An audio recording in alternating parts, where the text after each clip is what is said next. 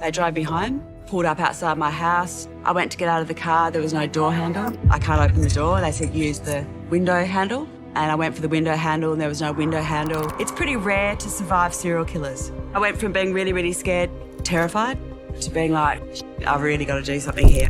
Knocked on the door, no one home. I'm hysterical. I'm crying and laughing at the same time. Next house, no one home. Next house, no one home. On November 9th, 1986, a fun night out drinking for Kate Moir would take a drastic turn that will have her chained to a bed and sedated. But Kate was a fighter, and her determination to survive her attackers would set in motion a chain of events that would shake the region of Western Perth, Australia to its very core. This is the case of a teen model who manipulated her abusers and escaped murder. I wasn't there first. They'd done this before. They were good at it. All I was thinking about was, well, that I was going to die, that I couldn't believe this had happened to me. Why'd I been so fucking stupid? November 9th, 1986 was a Sunday. A new work week was approaching and Kate Moir and her friends wanted to let loose. They decided to go to a concert in downtown Perth, and Kate's friends picked her up and they headed to the concert. Kate Moir was a 17-year-old teenage model, and after a night of singing at the top of her lungs and drinking, she was totally intoxicated. Her friends offered to take her back home, but after a while of driving, Kate realized her home was too far away, and she offered to go the rest of the way on foot. It was a beautiful night and the stars were out. It would be an enjoyable walk home, plus it would give her the chance to walk off the alcohol in her system before getting home. So she hitchhiked along Stirling Highway in Western Perth, Australia. After a few minutes of walking, Kate noticed what looked to be a brand new car slowing down beside her. In the car was an innocent-looking couple, a skinny man and a small woman. The couple asked Kate if she wanted a ride home. Kate considered it for a minute. It was late at night, so she decided it would be safer to let this couple drive her home than attempt the rest of the way on foot. But little did Kate know that her idea of safety was about to change forever. Kate settled into the car and they began to drive toward the Moir home. Kate was perfectly content. Unbeknownst to her, the innocent-looking couple were not innocent at all. They were about to unleash a world of horror on her, the likes of which even Hollywood couldn't dream up. As the car pulled over in front of her house, Kate attempted to get out. They drove me home, pulled up outside my house. I went to get out of the car, there was no door handle. I can't open the door, they said use the window handle. And I went for the window handle and there was no window handle. At this point, the man pulled a knife out of his boots and held it to Kate's throat. A chill immediately went down her spine. She knew her fun night out was about to take a very dark turn.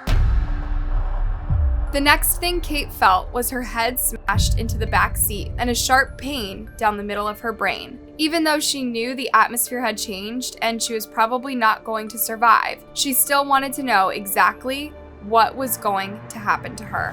I said, can I ask a question? And they said, what? And I said, are you going to kill me? The couple pulled over at the side of the road, tied Kate's hands together, wrapped a large blanket around her, and drove off. After a long drive, Kate felt the car slow down and park. They had arrived at the couple's home. Kate was carried out of the car and dragged inside. Once they got in, the woman freed Kate from her bonds and ordered her to take off her clothes. The man then put all of her clothes in a plastic bag and wrote her full name, age, and address on it. At this point, Kate knew this was no ordinary kidnapping. Something much more sinister was about to happen. I wasn't there first. They'd done this before. They were good at it.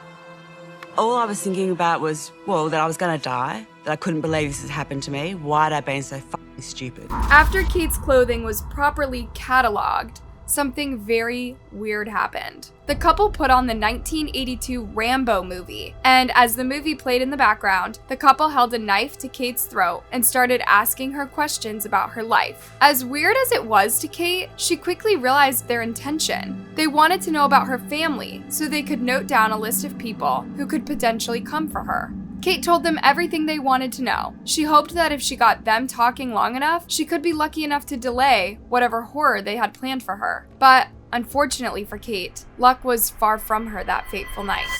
I would have been talking to them for 2 hours before the first rape, and that was just all about mental torture.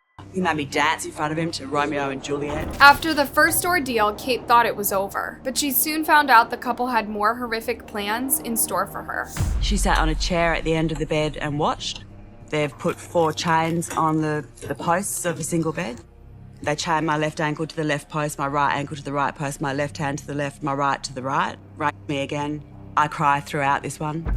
After Kate was violated by the couple for a second time, the man handcuffed Kate's legs to his and gave her a couple of sleeping pills, telling her to take them and go to sleep. But Kate had a sinking feeling that if she closed her eyes, she would never wake up, and she was not about to give in easily. She was determined to survive this ordeal or die trying. So I put them in my mouth under my tongue.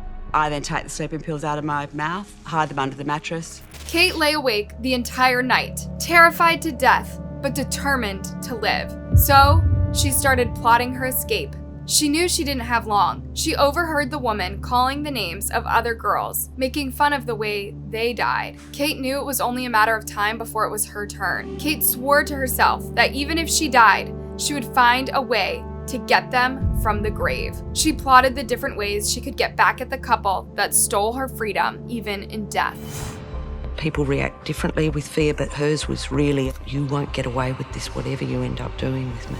As she lay chained to the bed, a plan came to Kate, a way to get revenge on her would-be killers. The next day was Monday, November 10th, 1986. Kate woke up to find herself still a captive of horror. But there was one bright light. The man removed her handcuffs before leaving for work, leaving her and the woman alone. Kate knew if she played her cards right, she could escape this house of horror. She was taken to the living room by the woman and made to go through the same mental torture she was subjected to the night before. But this time, Kate decided to try something new.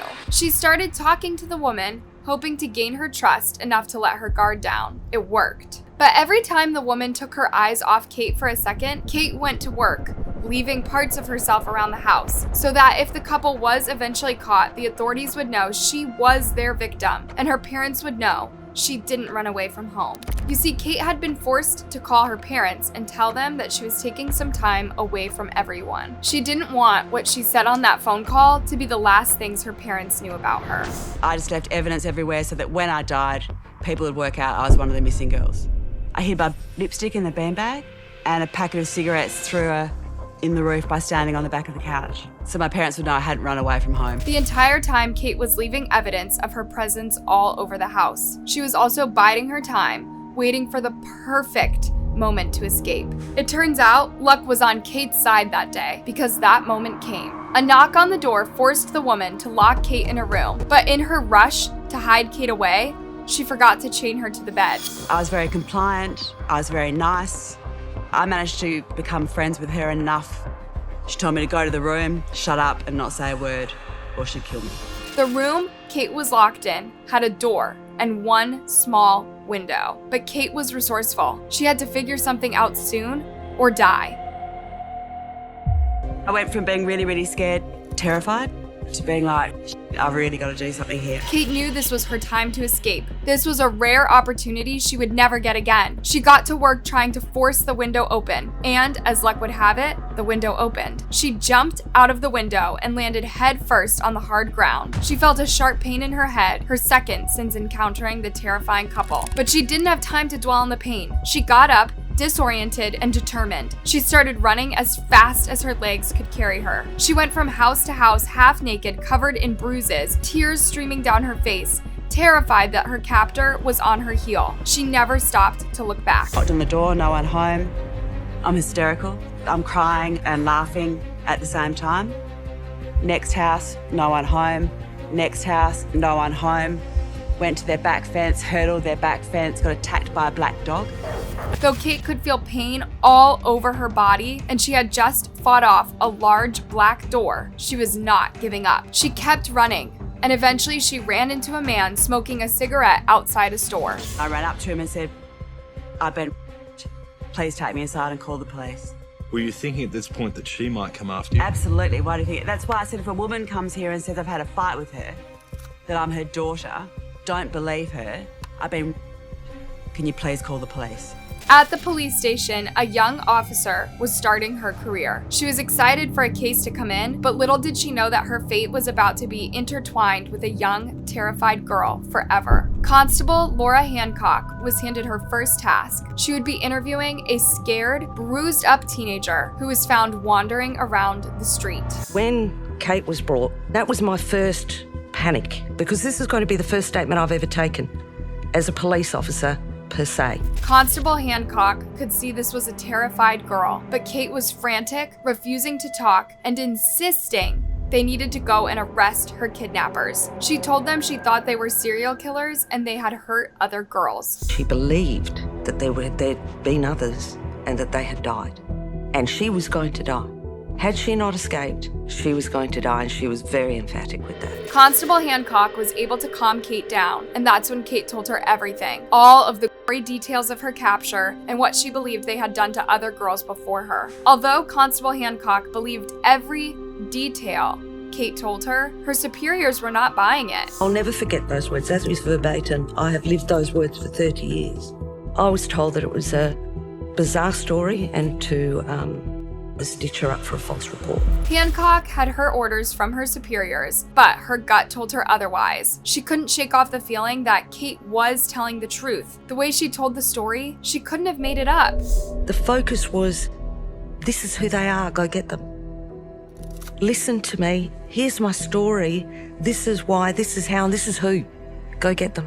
Just a month before the brutal kidnapping of Kate Moir, a series of bizarre kidnappings had happened in downtown Perth. The detective in charge was Detective Paul Ferguson, and he had a feeling they were all connected. The MOs had all been the same. All 4 women that were kidnapped, Mary Nielsen, Sue Candy, Nolene Patterson, and Denise Brown, had disappeared within weeks of each other. And all 4 of them called home after they supposedly disappeared to say they were okay and just needed a break. Detective Ferguson was reaching a breaking point. None of these women had been found. And what's worse, his superiors were breathing down his neck, telling him to drop the case because the women had called home. But Ferguson couldn't drop the case. He had a feeling something terrible was happening to these women, and he desperately needed to find out what. But Ferguson was about to catch a break in the case. A witness who last saw Denise Brown would lead him right to Kate Moir. We showed a photo to a lady across the road from where this victim number 4 had been sighted.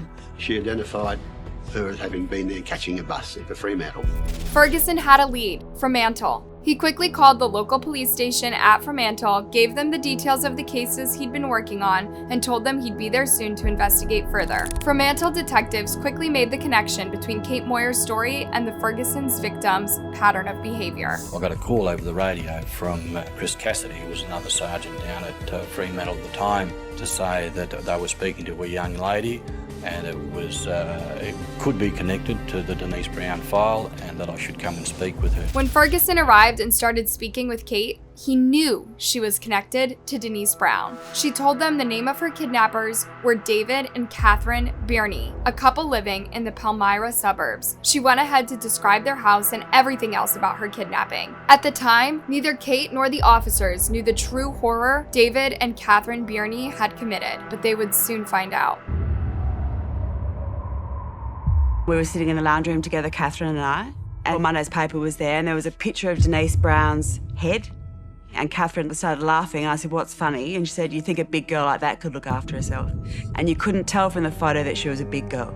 So I knew for a fact that they'd killed Denise Brown. By the end of Kate's story, Detective Ferguson was satisfied that he had heard enough to make an arrest. Kate led the officers to the Birney house, and while no one was home, they did find a neighbor who told them she had seen Kate jump out of the window of the house. That information was enough to get a warrant to search the property. Once they did, the officers broke down the door and forced their way in. They found all the evidence Kate had left behind, and as they were searching the house, Catherine Birney returned. They immediately placed her under arrest and went into David's workplace to arrest him. The couple was placed in separate police stations, unable to see each other. David broke first, telling the police that they had murdered 4 women. Once she was confronted with her husband's statement, Catherine also broke. The couple led the police to the place where they had buried their victims. A month after their arrest, David and Catherine were sentenced to life without parole. Kate Moir's determination to live had not only saved her life, but the lives of potential victims of the Moir House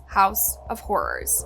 Hey, thanks for watching. What are your thoughts on this case? Do you know of other similar cases? Let me know in a comment, and before you go, make sure you like, subscribe, and hit that bell button. See you next time, and stay safe.